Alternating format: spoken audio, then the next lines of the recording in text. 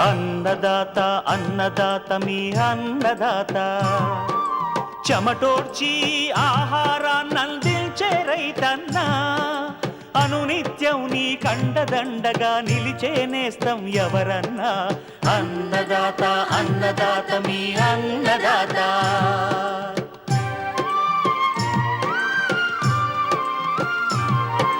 నూతన రీతుల సాగుబడికి నూరింతలు పెరిగే దిగుబడికి సూచనలిచ్చే సస్య రక్షణకు పశు పోషణకి శాస్త్ర విజ్ఞానం అందించి ముందుకు నడిపే తెలుగు రైతు భారతదేశానికి మకుటం అయ్యేలా తీర్చిదిద్దే ఆశయంతో మిమ్ము మేలు కొలిపేది అన్నదాత అన్నదాత అన్నదాత మీ అన్నదాత అన్నదాత అన్నదాత మీ అన్నదాత.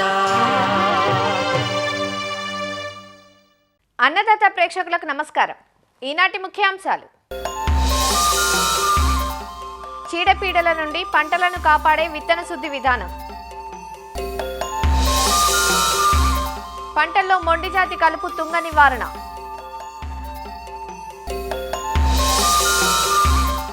వర్షాకాలంలో పశువుల్లో వ్యాధులు వ్యాపించకుండా ఇప్పించాల్సిన టీకాలు, ఇంకా జై కిసాన్ వ్యవసాయ సమాచారం.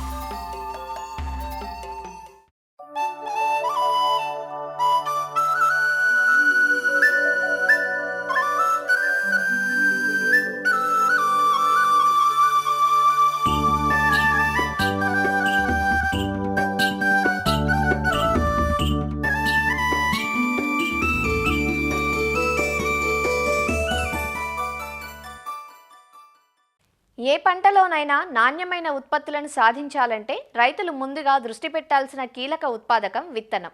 విత్తు మంచిదైతే పంట బాగుంటుంది. మంచి విత్తనాన్ని ఎన్నుకోవటమే కాదు, విత్తిన తర్వాత ఆశించే చీడపీడల బారి నుంచి పంటను కాపాడుకోవాలంటే విత్తన శుద్ధి అనే ప్రక్రియ ఎంతైనా అవసరం. విత్తన శుద్ధి చేయడం వల్ల పైరు విత్తింది మొదలు నెల రోజుల వరకు పంటకు ఎటువంటి చీడపీడలు ఆశించవు. ఒకవేళ విత్తనాన్ని శుద్ధి చేయకుండా విత్తుకున్నట్లయితే ఆ పంటను తొలి దశలోనే మొదలుకుళ్ళు, వేరుకుళ్ళు, ఎండు తెగులు, రసం పీల్చు పురుగులు వంటివి ఆశించి నష్టపరుస్తుంటాయి. మరి ఖరీఫ్ సాగుకు సన్నద్ధమయ్యే రైతులకు విత్తనానికి రక్షక కవచంలా పనిచేసే ఈ ప్రక్రియను వివిధ పంటల్లో ఏ విధంగా చేపట్టాలో ఆచార్య ఎన్జీ రంగా వ్యవసాయ విశ్వవిద్యాలయం, విజయనగరం జిల్లా ఏరువాక కేంద్రం విస్తరణ విభాగం ప్రధాన శాస్త్రవేత్త డాక్టర్ కె లక్ష్మణ్ నుంచి తెలుసుకుందాం. మన ఉత్తర కోస్తా జిల్లాల్లో ఖరీఫ్ సాగు అనేది ప్రారంభమైంది.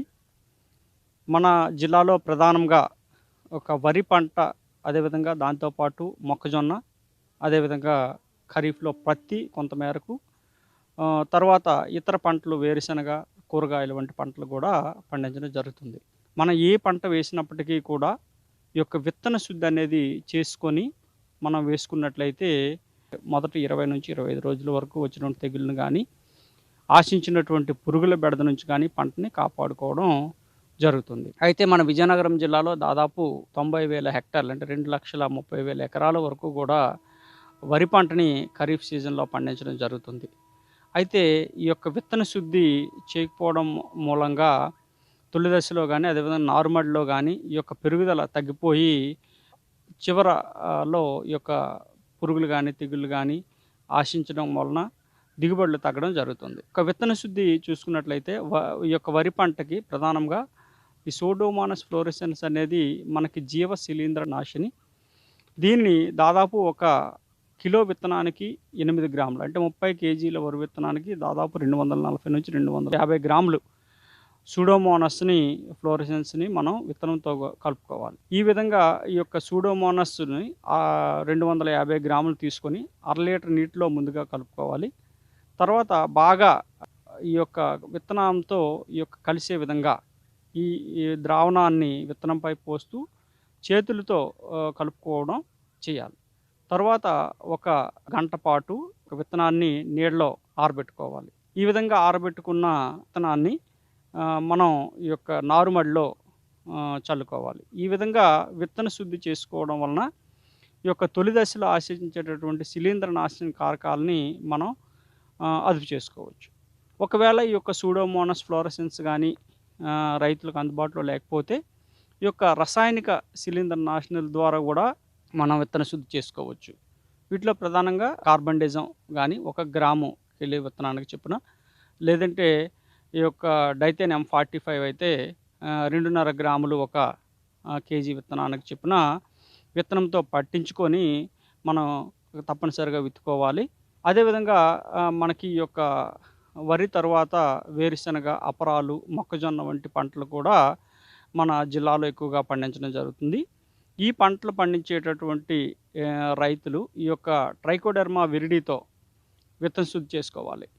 కిలో విత్తనానికి 8 గ్రాముల ట్రైకోడెర్మా విరిడిని కలుపుకొని బాగా కలియబెట్టిన తర్వాత 1 గంట పాటు నీడలో ఆరబెట్టుకొని విత్తనాన్ని పెట్టుకోవాలి.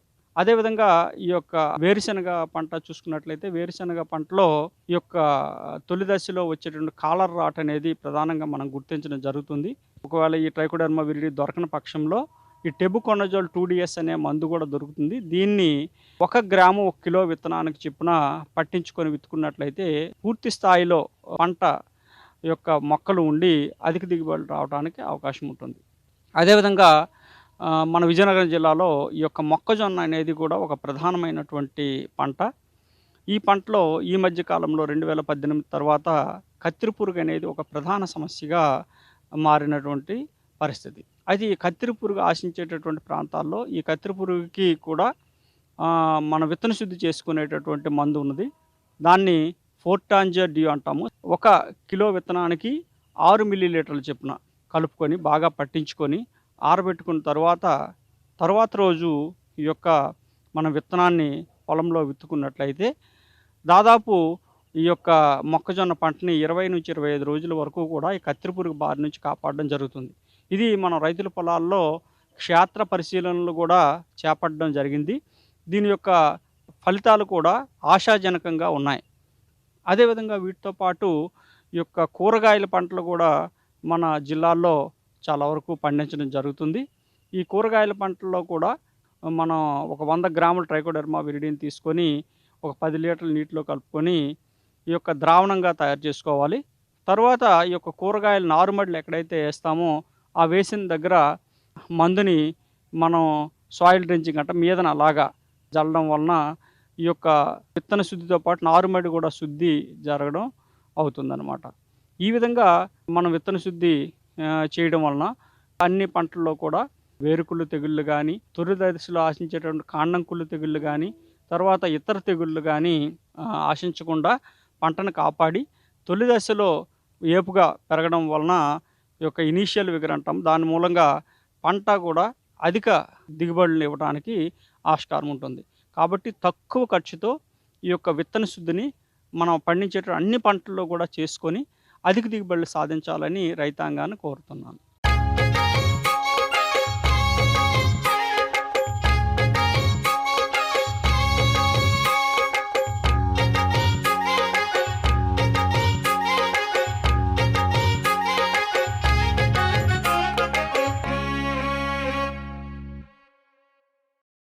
వివిధ పంటల్లో కలుపు మొక్కలు అనేక రకాల సమస్యలు తెచ్చిపెడతాయి. పోషకాలకు, సాగునీటికి ప్రధాన పంటతో పోటీ పడటమే కాక వివిధ రకాల చీడపీడలకు ఆశ్రయమిస్తూ ఉంటాయి. సాధారణంగా గడ్డి జాతి, ఆకుజాతి కలుపు మొక్కలను సేద్య పద్ధతుల ద్వారా, రసాయన పద్ధతుల ద్వారా తేలిగ్గానే నివారించగలుగుతాం. అయితే మహా మొండి జాతి కలుపు మొక్క ఒకటి ఉంది. అదే తుంగ. ఎన్ని పద్ధతుల ద్వారా ప్రయత్నం చేసినా తుంగ మళ్ళీ మళ్ళీ మొలుస్తూనే ఉంటుంది.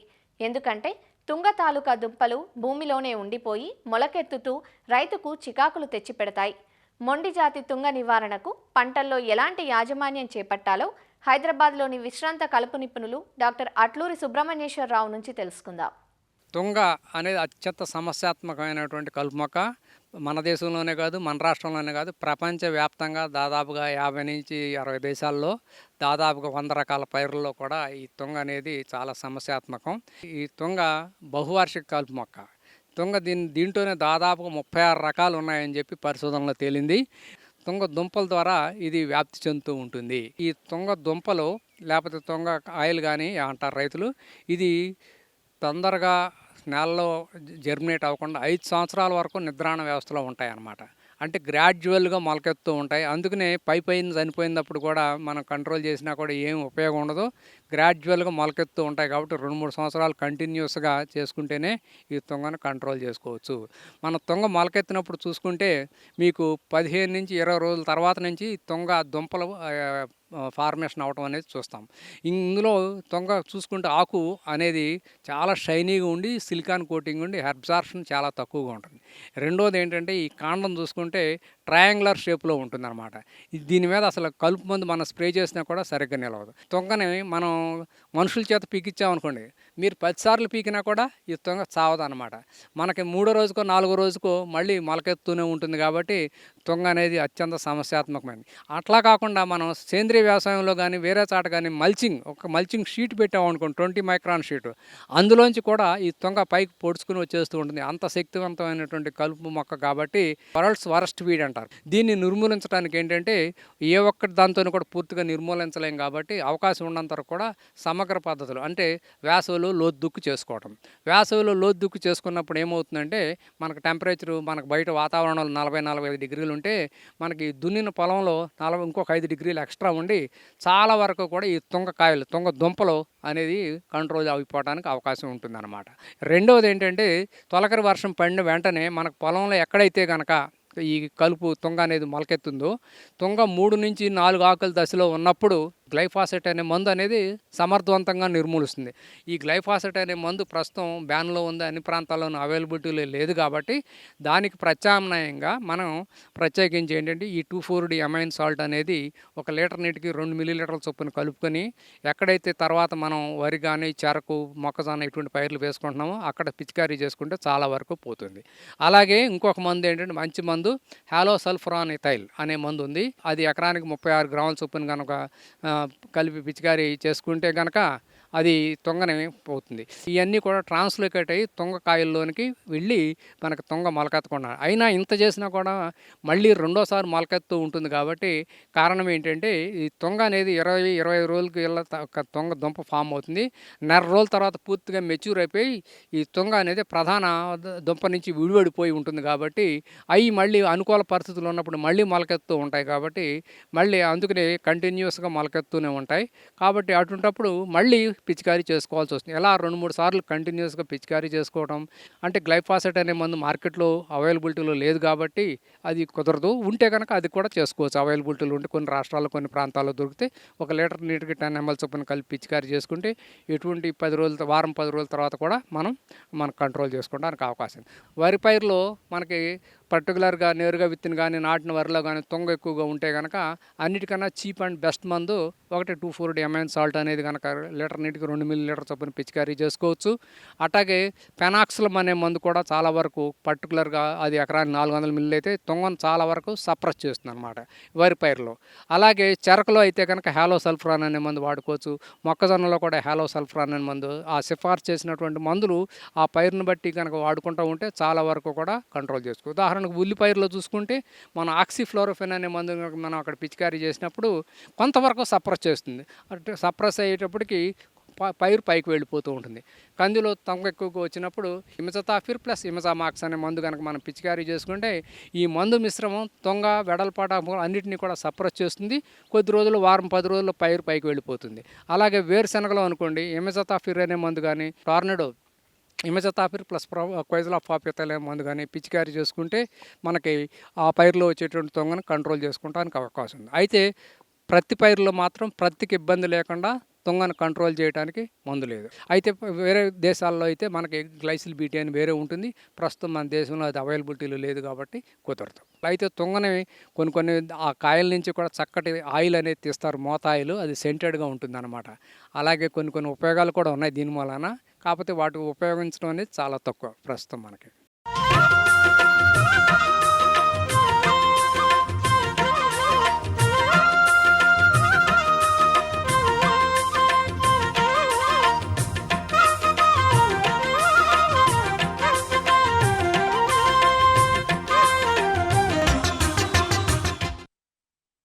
ఇప్పటిదాకా సెగలు పుట్టించిన ఎండలు కాస్త తగ్గుముఖం పట్టాయి. తొలకరి పలకరించినా ఎల్నినో ప్రభావంతో వర్షాలు పూర్తి స్థాయిలో విస్తరించని పరిస్థితి కనిపిస్తోంది. అయితే అక్కడక్కడ పడుతున్న తొలకరి జల్లులు, వాతావరణ వ్యత్యాసాల వల్ల పశువుల్లో రోగనిరోధక శక్తి క్షీణిస్తుంది. అంతేకాక కొత్త నీరు, కొత్త పచ్చిక రోగాలకు కారణమవుతాయి.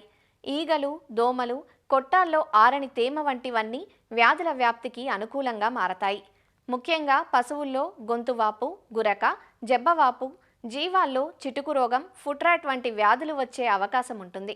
నివారణ కన్నా నిరోధం ముఖ్యం కాబట్టి పశుశాలలను పరిశుభ్రంగా ఉంచుకోవడంతో పాటు ముందు జాగ్రత్తగా టీకాలు ఇప్పించడం ఎంతైనా అవసరం అంటూ వర్షాకాలంలో పశువులకు అందించే టీకాల యాజమాన్యం గురించి తెలియజేస్తున్నారు రంగారెడ్డి జిల్లా ఇబ్రహీంపట్నం ఎలిమినేడు పశువైద్యాధికారి డాక్టర్ వై ఆనందరెడ్డి.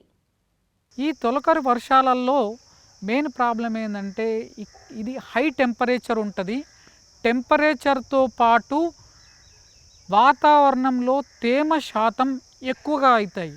ఈ తేమ శాతం ఎక్కువగా ఉండి టెంపరేచర్ ఎక్కువగా ఉన్నప్పుడు పశువు స్ట్రెస్కి గురైతే అలాంటప్పుడు కొన్ని రోగాలు వచ్చే అవకాశం ఉంటుంది, ప్రొడక్షన్ లాస్ అయ్యే అవకాశం ఉంటుంది. కాబట్టి జాగ్రత్తలు తీసుకోవాలి.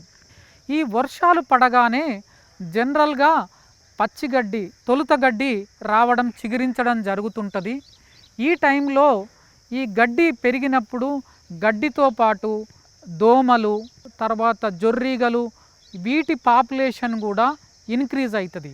అయితే ఈ దోమలు, జొర్రీగలు వీటి వల్ల ట్రాన్స్మిట్ అయ్యే రోగాలు ఉంటాయి. ఉదాహరణకి ఎల్ఎస్డి కానీ, సర్రా కానీ, బెబీసియా కానీ ఇట్లాంటి రోగాలు ఈ తొలకరి వర్షాల టైంలో ఎక్కువగా వచ్చే అవకాశం ఉంటుంది. కాబట్టి ఈ టైంలో రైతు సోదరులు ఈ టిక్స్, గోమార్లు, పిడుదులు లేకుండా ఈ మందును అంటే బ్యూటాక్స్ లాంటి కొన్ని సైపర్మెథ్రిన్ లాంటి మందుని చల్లుకోవడము, తర్వాత హైటెక్ లాంటి ఇంజెక్షన్ ఇప్పించడం వల్ల వీటిని మనం నివారించవచ్చు. తర్వాత ఇప్పుడే తొలకరి వర్షాలు పడ్డప్పుడు నీళ్లు నిలవడము, ఈ నీళ్ళల్లో నట్టల గుడ్లు కూడా ఎక్కువగా ఉండే అవకాశం ఉంటుంది. అంటే నిమటోడ్స్ ఇన్ఫెక్షన్ అనేటివి ఎక్కువగా ఉండే అవకాశం ఈ తొలకరి వర్షాల టైంలో ఇట్లా నిమటోడ్స్ ఇన్ఫెక్షన్ కానీ పశువులలో ఎక్కువగా ఉండే అవకాశం ఉంటుంది. కాబట్టి వీటి వల్ల రక్తహీనత, తర్వాత పారుకోవడం జరిగే అవకాశం ఉంటుంది. కాబట్టి పశువులకు ఈ నట్టల నివారణ మందులు కూడా తాగించాలి. తర్వాత ఈ తొలకరి వర్షాలలో stress, heat stress, immunity stress కారణం వల్ల కొన్ని బ్యాక్టీరియల్ రోగాలు కూడా ఎక్కువగా వచ్చే అవకాశం ఉంటుంది. దానిలో అతి ముఖ్యమైనది పెద్ద పశువులలో అయితే హెచ్ఎస్, గురక రోగము, జబ్బవాపు. తర్వాత గొర్రెల్లో అయితే ఈ ఈటి అంటే దీన్నే చిటుక వ్యాధి ఎక్కువగా వచ్చే అవకాశం ఉంటుంది. అలాగే గొర్రెల్లో, మేకలలో ఈ వర్షాలు పడి నీళ్ళు నిలవడం వల్ల ఫుట్రాట్ లాంటివి, తర్వాత న్యూమోనియా లాంటివి ఈ గొర్రెల్లో కూడా ఈ హెచ్ఎస్, పాచురెల్లా సిస్ వచ్చే అవకాశం ఎక్కువగా ఉంటుంది. ఈ తొలకరి వర్షాలలో గురక వ్యాధి ఎక్కువగా నల్ల పశువులకు వచ్చే అవకాశం ఉంటుంది. ఈ గురక వ్యాధి సోకిన పశువు మామూలుగా జ్వరం ఉండి గుర్ర అనే సౌండ్ చేసి చనిపోయే అవకాశం ఉంటుంది. కాబట్టి ఈ తొలకరి వర్షాల కంటే ముందు అంటే హెచ్ఎస్, బీక్యూ వ్యాధి టీకాలు ఇప్పించడం వల్ల ఈ రోగాన్ని మనం అరికట్టడం జరుగుతుంది. అలాగే ఈ తొలకరి వర్షాల టైంలో ఈ గొర్రెల్లో ఎస్పెషల్లీ గడ్డి రోగం ఎక్కువగా వచ్చే అవకాశం, దీన్నే చిటుక వ్యాధి అని కూడా అంటారు. ఈ చిటుక వ్యాధి సోకిన గొర్రె సడన్గా ఎగిరి కడుపు ఉబ్బి తర్వాత కొద్దిగా పుర్రు కొట్టి అంటే నరాల వ్యాధి లక్షణాలతో చనిపోవడం జరుగుతుంటుంది. ఈ వ్యాధి తొలకరి గడ్డి మేయడం వల్ల దీంట్లో క్లాస్ట్రీడియం అనేది పేగులలో ఎక్కువగా డెవలప్మెంట్ చెంది విషాన్ని విడుదల చేయడం వల్ల ఈ గొర్రెలు మృతి చెందే అవకాశం ఉంటుంది. కాబట్టి ఈ గొర్రెల కాపర్లు ఈటీ టీకాలు వేపించడం వల్ల ఈ గడ్డి రోగం రాకుండా గొర్రెల పెంపకదారులు చేసుకోవచ్చు ఈ టీకాలు ఇప్పించడం వల్ల. అలాగే ఈ తొలకరి వర్షాలప్పుడు ఏమవుతుందంటే అంతకుముందు షెడ్ అనేది అంటే ముందే ప్లానింగ్ చేసుకోవాలి. వర్షాలు పడేస్తుంది కాబట్టి రైతు సోదరులు షెడ్డుని రిపేర్ చేసుకోవాలి, కురవకుండా చేసుకోవాలి. షెడ్లో ఏమైనా నీటి నిల్వ ఉండే ప్రాంతాలు ఉంటే అక్కడ మట్టి నింపడము, షెడ్డుని హై లెవెల్ నుంచి లో లెవెల్కు ఉండేటట్లు చూసుకోవడం వల్ల నీరు ఒకవేళ పడినా కానీ కిందికి జారిపోయేటట్లు, అంటే మురుగు నీటి పారుదల వ్యవస్థని కరెక్ట్ ఉండేటట్లు చేసుకోవడం వల్ల, ఆ నీరు నిల్వకుండా చూసుకోవడం వల్ల, పరిసరాలను పరిశుభ్రంగా ఉంచడం వల్ల ఈ రోగాలు రాకుండా చూసుకోవచ్చు. తర్వాత స్ట్రెస్ కానీ హ్యూమిడిటీ కానీ ఎక్కువగా ఉంటుంది కాబట్టి బ్యాలెన్స్డ్ న్యూట్రిషన్ అనేది, అంటే పచ్చి మేత, ఎండుగడ్డి, దాన, ఖనిజ లవణాలు సమీకృత పోషణ చేయడం వల్ల ఈ తొలకరి వర్షాల్లో వచ్చే స్ట్రెస్ని మనం అధిగమించవచ్చు. అలాగే ఈ తొలకరి మేపులలో జనరల్గా ఆ గడ్డిలో కొన్నిసార్లు మెగ్నీషియం డిఫిషియన్సీ కూడా ఉంటుంది. ఆ మెగ్నీషియం డిఫిషియన్సీ ఉన్న ప్రాంతాలలో గ్రాస్ టెటనీ అనే వ్యాధి వచ్చే అవకాశం ఉంటుంది. అలాంటి గ్రాస్ టెటనీ వచ్చిన పశువులు సడన్గా ఎగిరి చనిపోవడం జరుగుతుంది. ఈ అనువైన ఈ మెగ్నీషియం డిఫిషియన్సీ వచ్చే అనువైన ప్రాంతాలలో పశువైద్యుని సలహా మేరకు మెగ్నీషియం సాల్ట్స్ ఉండేలాగా చూసుకోవడం వల్ల ఈ గ్రాస్ టెటనీని నివారించుకోవచ్చు. అలాగే పశువుల పాకలో ఏంటంటే అప్పుడప్పుడు ఈ నీటి నిల్వ ప్రాంతంలో పొడిచున్నం చల్లడం వల్ల ఈ పరిసరాలను ఆరోగ్యంగా ఉంచే, అంటే క్రిములు కీటకాలు పెరగకుండా చూసుకోవచ్చు. కాబట్టి ఈ తొలకరి వర్షాల్లో ఇలాంటి ఈ యాజమాన్య పద్ధతులు రైతులు పాటించాలి.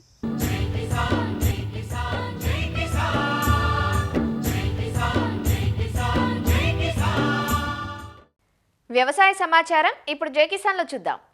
ఆదిలాబాద్ జిల్లాలో ఖరీఫ్ పంట రుణ ప్రణాళిక లక్ష్యాన్ని చేరుకోవటం లేదు. గతేడాది 2828.11 కోట్ల పంట రుణాలు ఇవ్వాలని లక్ష్యంగా నిర్ణయించినప్పటికీ ఆర్థిక సంవత్సరం ముగిసే వరకు కేవలం 1922.13 కోట్లు మాత్రమే ఇచ్చారు. తాజాగా ఖరారు చేసిన ఈ ఏడాది రుణ ప్రణాళికలో 2909.63 కోట్లు లక్ష్యంగా నిర్దేశించారు. అయితే రైతులు తీసుకున్న రుణాలు సకాలంలో చెల్లించకపోవటం వల్లనే బ్యాంకర్లు లక్ష్యాన్ని చేరుకోవటం లేదనే అభిప్రాయం అధికారుల నుంచి వినిపిస్తోంది. రుణమాఫీ వస్తుందనే ఆలోచనతో చాలా మంది రైతులు తీసుకున్న రుణాలు తిరిగి సకాలంలో చెల్లించటం లేదని, దీనితో అపరాధ రుసుము భరించాల్సి వస్తుందని బ్యాంకు అధికారులు చెబుతున్నారు.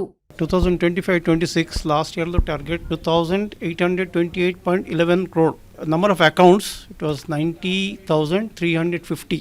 Our achievement is 1922.13 crore. This was the last year achievement. And this year 2026-27 law, this is only for the crop loan I'm telling, not crop allied services. 2909.63 crore, and number of accounts also increased. Target is increased to 1,11,297 is the target, and let us hope for to achieve this target this year. Most of the cases we go as per the survey of the NABARD. As per the potential we make the target. Incidentally, because of ऋण माफी and other issues, हम लोग ऋण माफी के लिए wait करते, even we are eligible to pay. कुछ एलिजिबल राइतर्स है जिसके पास है पैसा, they can very well pay, but ऋण माफी के चांसेस को लेके वो लोग थोड़ा वेट करते हैं और बाद में पेमेंट करते हैं. बाय द टाइम NPA हो जाता है. इसमें नुकसान राइतर्स को थोड़ा ज़्यादा इसीलिए हो रहा है, राइतर्स को 3% का एक सबवेंशन मिलता है, इंटरेस्ट सबवेंशन. ये total loan is for 7% interest rate. ये इंटरेस्ट रेट में आपको 3% सबवेंशन मिलता है अगर आपने टाइम पर पेमेंट करे तो. मोस्ट ऑफ द केसेस ऋण माफी के लिए वो लोग नहीं पेमेंट कर पाते, नहीं करते भी होंगे, तो इसलिए वो 3% के लिए वो लोग एलिजिबल नहीं होते. तो अल्टीमेटली उनको फ़ायदा नहीं हो रहा है. अगर 3% मिलता, ओनली 4% लोन पे आपको लोन मिल रहा है. तो हमें आशा करते हैं जो जिससे पॉसिबल है, जो राइतों से पॉसिबल है, वो लोग ऋण माफ़ी के इंतज़ार में मत रहिए. You kindly pay your dues well on time so that आपको ये इंटरेस्ट सबवेंशन जो गवर्नमेंट देते हैं वो बराबर मिले, ताकि आपको टोटल परसेंटेज ऑफ लोन जो है 4% तक ही रहे. It should not increase on that. अगर आप नहीं देते तो उस पर ऊपर पेनल्टी भी होता. మరిన్ని విభిన్న అంశాలతో రేపటి అన్నదాతలో మళ్ళీ కలుసుకుందాం. నమస్కారం. అన్నదాతలు తమ సందేహాలు సమస్యలను 1800-425-4085 టోల్ ఫ్రీ నెంబర్లో ఉదయం 10 గంటల నుంచి 11 గంటల మధ్య పని దినాలలో సంప్రదించగలరు. ఈ కార్యక్రమాన్ని యూట్యూబ్లో www.youtube.com/annadaata ETV లింక్ ద్వారా వీక్షించవచ్చు.